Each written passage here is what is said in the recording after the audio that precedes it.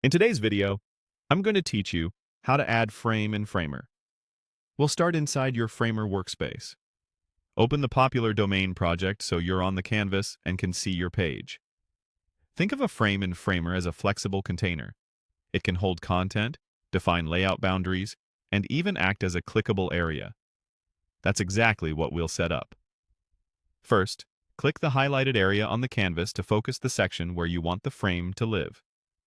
This ensures any new element you add drops into the correct place in your hierarchy, which keeps your layers tidy and easier to manage later. With the area selected, head to the right-hand sidebar and open the Layout section. This is where you control structure, spacing, and positioning. Now, choose Frame. Framer inserts a new frame for you, which you can resize or reposition as needed. Click the highlighted layer again to make sure the new frame itself is selected. This is important before you change any of its properties. Next, let's make the frame clickable. In the properties on the right, find and click Link. This opens the link picker so you can define where the frame should go when it's clicked.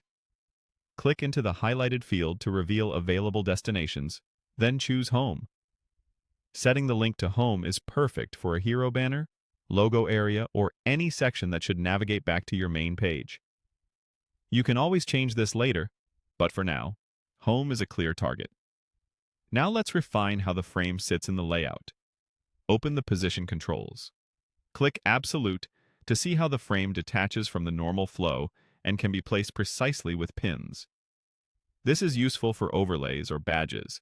Then switch it back to Relative so it flows naturally with surrounding content, ideal for most page sections and responsive layouts. Toggling between these helps you understand how the frame behaves in different contexts without committing to a complicated structure. For accessibility, open the Accessibility panel. Click the highlighted control to ensure the frame is announced correctly to assistive technologies. If your frame is purely decorative, you can keep it hidden from screen readers.